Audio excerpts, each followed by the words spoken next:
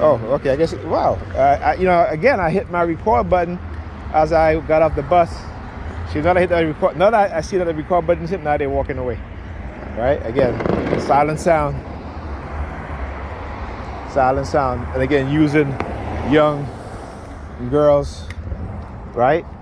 So again, as a man, listen, I have always dated older women. I think Pam was the youngest woman I've ever dated, and I dated her when I met her. I was in my 30s. She was in her 30s. She's 5 years younger than me. All right, so they can try to use young honey traps. Nah, never worked. Still not gonna work, regardless of the lies and the manipulation they try to do. Never. Okay? And if you understand coercive persuasion programming, you'll understand exactly what I'm talking about. The use of certain types of label, right? Again, the manipulation. I talked about this in the beginning of my targeting. They were using a lot of teenage girls. I would go out to lunch. I used to go to lunch like around 2, sometime between 2 or 3 o'clock. I used to work like midday till after 9 at night. So they would have these teenage girls, come asking me questions, want to have a conversation with me. But I wouldn't say anything to them.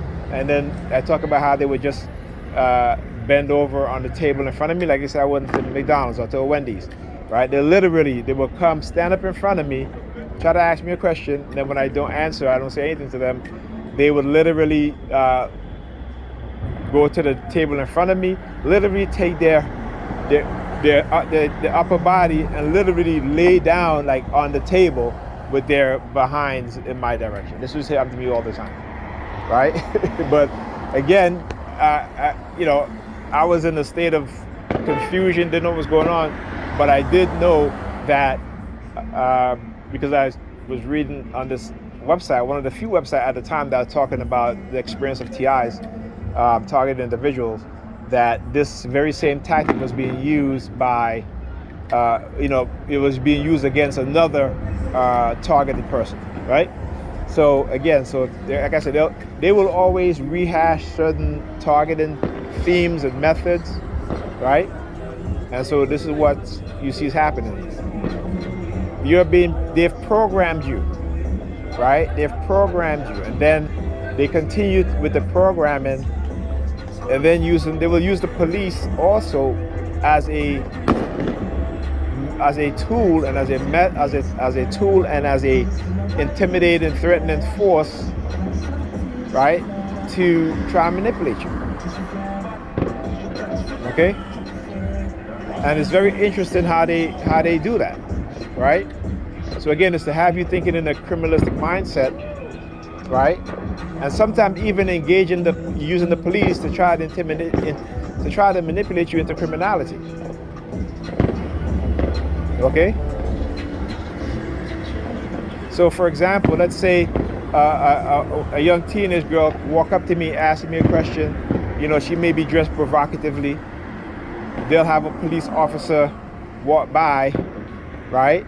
Giving you the nod, like giving you the nod if he's wearing a hat, tipping his hat, stuff like that, or what have you, right? And again, these are the personalities that they are creating within people. And like I said, I can see the manipulation. I can see it. I can explain it because, again, I've not only experienced that as a TI, but I've also studied what was being done. Studied myself and how my reaction, what I was thinking, how I was feeling, right? Looking at the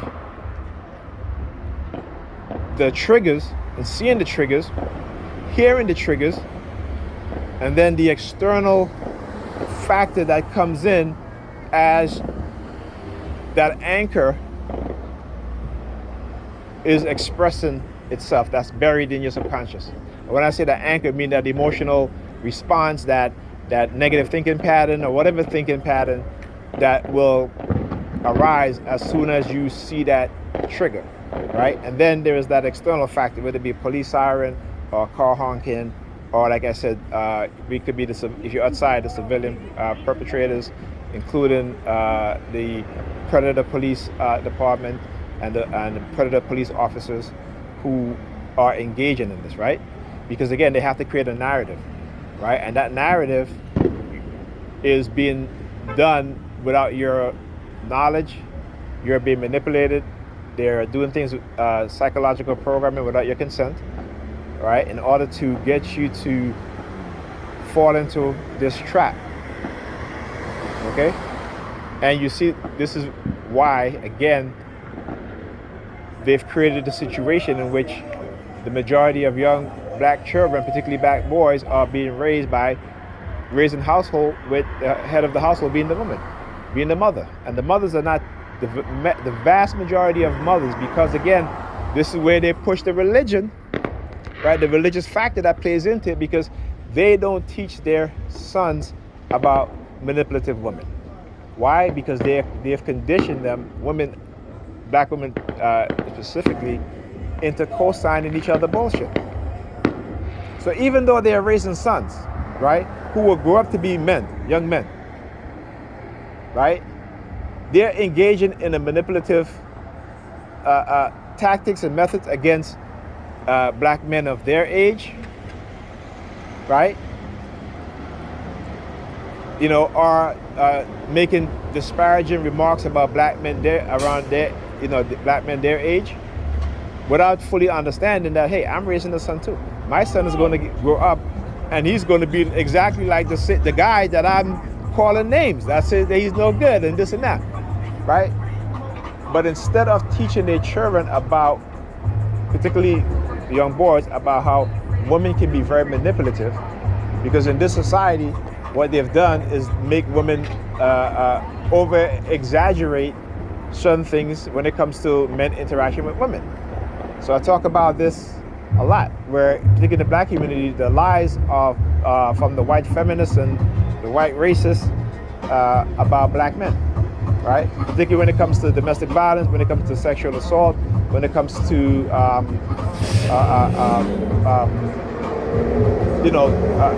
those type of trauma, right? So for example, like I said, more black boys are sexually assaulted at a young age than black girls, right? 70% of domestic disputes are initiated by women. Women are the ones who put their hands on the man first, and the man, because he's heated, and again, if he is raised by a single religious mother, right? She is not equipped to teach him how to control his emotions, right? And girls too. They are more so pushing religion and religious belief, the indoctrination of religious belief onto their young children, instead of teaching them the reality. And I'll tell you what, let's look at it. The healthcare industry is one of the largest employers of black women, right? So you have black women who are nurses, all this stuff. So they go to college, right, in trove to be nurses, to be medical assistants or what have you, right? They take psychology. That is required for nursing. You take psychology, right? But yet they can apply those things that they've learned in college and in their profession, and they can, give, particularly when it comes to like black female therapists, okay? But then when they go home, it's out of sight, out of mind.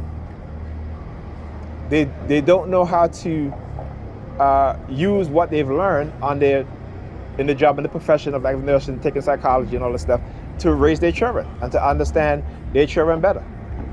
I always tell Pam, I said, how is it that you're a nurse, but when you come home, right, anything that happens to the kids, I'm the one that have to be diagnosing them, and you're asking me what do I think is wrong with them? You are the nurse, okay?